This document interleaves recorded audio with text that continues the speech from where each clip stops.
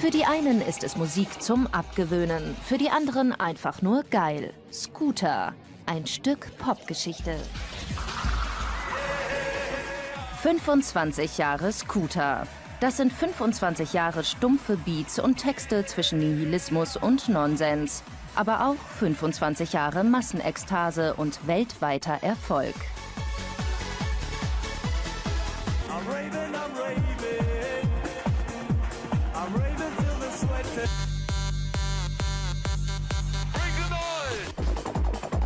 Scooter machen in den 90ern den Techno für breite Massen konsumierbar. Anfangs werden H.P. Baxter und Produzent Jens Tehle in der Techno-Szene noch belächelt. Doch der Song Hyper Hyper zündet wie eine Rakete. Hyper Hyper! Wir hatten mit dem Track Hyper Hyper über Nacht praktisch so den Durchbruch, standen dann plötzlich auf der Bühne. Das war alles so in der Form überhaupt nicht geplant. Dementsprechend haben wir eigentlich während der ganzen Karriere irgendwo uns so ein bisschen auch dazu treiben lassen, was so passiert. Und dann kamen immer recht früh schon Anfragen aus verschiedenen Ländern. Kann man eigentlich kaum glauben, dass das 25 Jahre her sind. Wahnsinn, Vierteljahrhundert. Also eigentlich nicht zu glauben. Aua. Mit 23 Top-10-Platzierungen ist Scooter die erfolgreichste deutsche Band seit Einführung der Charts. Dabei stammen die meisten ihrer Hits aus der Rumpelkammer der Popmusikgeschichte. Wir bedienen uns ja von Anfang an, das ist ja quasi auch ein bisschen die Geschichte von Scooter, dass eben halt sehr viele Nummern, Melodien von anderen Künstlern oder Autoren beinhalten. Aber so war das von Anfang an, so ist Dance-Musik, Recycle or Die. Das hat teils einen pragmatischen Grund. Wir sind nun mal die größten Songwriter. Also wir können arrangieren, wir können remixen, wir können Sounds kreieren, wir können Rhythmus gut. Aber dann ist es ja auch eine Art der Kunst, so die richtige Melodie zur rechten Zeit so zu finden.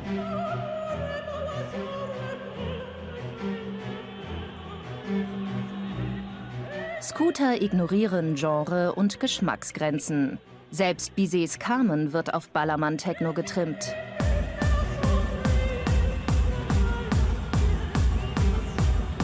Da haben wir auch ganz dreist Maria Callas gesampelt und das dann eben mit so einer dampfhammerartigen Sound fortgesetzt, so auf unsere Art. Das funktioniert super, also das ist wirklich toll. 100% Scooter, so der Titel einer gerade erschienenen Best-of-Fanbox. Mit dabei ein erneuter Fischzug in klassischen Gefilden.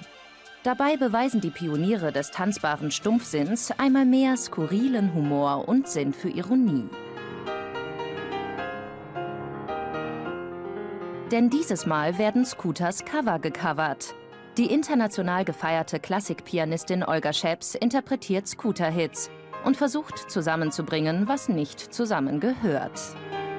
Das sehe ich in allen möglichen Bereichen, dass Leute erstmal sagen, dass sie etwas nicht gut finden, bevor sie es kennen.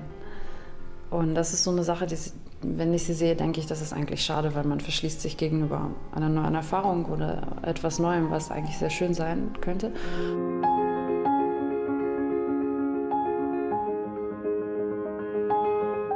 Einen Song von Scooter zu nehmen, der eine ganz andere Klangsprache hat und auf dem Klavier etwas Neues daraus zu erschaffen. Weil wir eine ganz andere Klangsprache und einfach völlig andere Möglichkeiten haben. Scooters Musik ist gefühlt schon immer da und das ist, glaube ich, in unserer Generation so. Scooter gab es schon immer. Stimmt, 25 Jahre Scooter, das ist eine gefühlte Ewigkeit. Musik für die Ewigkeit ist es eher nicht.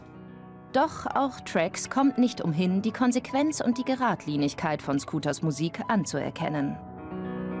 Aber Vorsicht, selbst nach 25 Jahren ist offenbar noch lange nicht Schluss.